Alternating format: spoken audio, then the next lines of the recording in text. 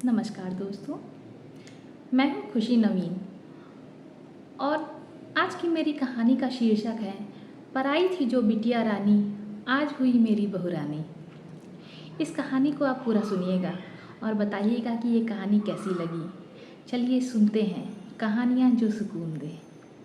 5 फरवरी 1995 का दिन, मेरी छोटी बहन की बारात आने वाली थी। सभी तैयार होने में जुटे थे। मेरा 3.25 साल का बेटा ज़रूरत से ज़्यादा उत्साही था। जल्दी तैयार होकर वह अपने पापा की उंगली पकड़कर बारात की अगवानी के लिए निकल गया।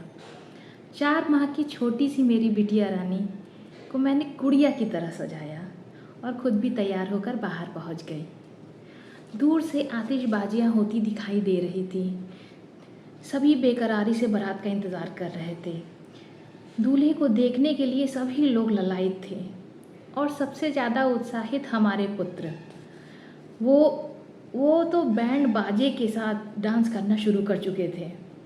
मेरी छोटी बिटिया रानी अपनी गर्दन को इधर उधर हिलाकर मटकाती हुई आनंदित ले रही थी। बारात आ गई, द्वारचार हुआ, रस्में होना शुरू हो गई। बहन के ससुराल अच्छा भरा बुरा था। 2 जेठ जेठानी, 4 नंदोई, सभी की गोद में छोटे छोटे बच्चे थे। जैसे ही वरमाला हुई, सब डिनर के लिए जाने लगे। मेरा पुत्र कहीं नहीं दिखा। ढूंढने पे पता चला कि वो बहन की जेठानी, जिनकी 10 माह की पुत्री थी, उनके साथ वो खेलने में व्यस्त थे। वो भी बड़ी प्यारी, गोल मटोल, बहुत सुंदर और बहुत ही हंसमुख थी।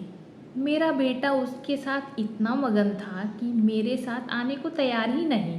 और हमारी 4 महीने की पुत्री उन सभी को देखकर मुस्कुराने में लगी हुई थी। ताज्जुब इस बात का था कि इतने सारे बच्चे थे, पर मेरे बच्चों को वही गोलू मोली सी बच्ची पसंद आ रही थी। चलिए, बात आई गई। करीब 1 वर्ष बाद की बात है। बहन का फ़ोन आया कि बड़े जेठ जी पीसीएस की परीक्षा देने के लिए लखनऊ आ रहे हैं और उसने कहा कि दीदी वह आपके ही घर रुकेंगे। हमने भी शहर आमंत्रित कर लिया। भाई साहब आए। हाल चाल पूछने के बाद मुझे वह छोटी सी बेटी याद आई। मैंने भाई साहब से पूछा, क्या नाम रखा है आपने अपनी दूसरी बिटिया का? बोले, घर का छोटा सा नाम सभी तो रख लिया है, पर स्कूल के लिए नाम नहीं रखा है। मेरे मुंह से अचानक ही निकल गया कि मैं अपनी छोटी बेटी का नाम आपकी बड़ी बेटी के नाम से मिलता जुलता हुआ कुछ रखती हूँ। और मैंने शिवानी नाम बताया। और ताज्जुब की ये बात है कि उन्होंने मेरा दिया हुआ नाम रख भी लिया। इस बात को करीब 22 वर्ष पूर्व बीत चुके। मेरा बेटा बीटेक करने के बाद एक प्रतिष्ठित कंपनी में जॉब कर रहा था। मेरी छोटी बहन ने उसकी शादी का जिक्र किया। मैंने उससे कहा कि परिचित परिवार से ही रिश्ता जोड़ना चाहती हूँ, क्योंकि आजकल जिस तरह से रिश्ते बन और बिगड़ रहे हैं, मैं बहुत डरती हूँ। मेरी बहन ने अपने जेठ जी की बेटी का जिक्र किया, जो कि बीटेक फाइनल ईयर में थी। यकीन मानिए, मेरे होठों पे फिर मुस्कुराहट आ गई। वही समय याद आया जब वह बच्ची को मैंने 10 माह की उम्र में देखा था। इत्तेफाकन एक शादी में हमारा मिलना भी हुआ। कहाँ एक छोटी सी बेटी को देखा था और कहाँ मेरे सामने एक संस्कारित सुंदर बड़ी बेटी दिखाई दी। पति देव और बेटे की गैर मौजूदगी थी, फिर भी मन ही मन मैंने उसे अपनी पुत्रवधू के रूप में स्वीकार कर लिया। ताज्जुब था कि उससे पहले न उस बच्ची को मैंने और ना ही मेरे परिवार के किसी ने भी नहीं देखा था। फिर भी न जाने कि ऐसा एक अलग सा अपनापन हो गया उसके साथ। कुछ दिनों बाद एक अजनबी नंबर से फ़ोन आया। शिवानी का रिश्ता मेरे बेटे के लिए। भाई साहब के शब्द मन को छू गए। आपने ही उसे नाम दिया था, अब मैं आपको अर्पित करता हूँ। यकीन मानिए, मेरी आंखें भर आई ये बात सुनकर।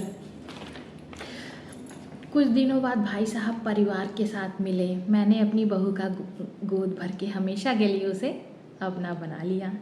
कितनी अजीब सी बात है। बरसों पहले देखी एक नन्ही मुन्नी जो उस समय मेरे बेटे को भा गई थी, वो वाकई मेरे घर की गृहलक्ष्मी बन गई। कैसा अनोखा रिश्ता।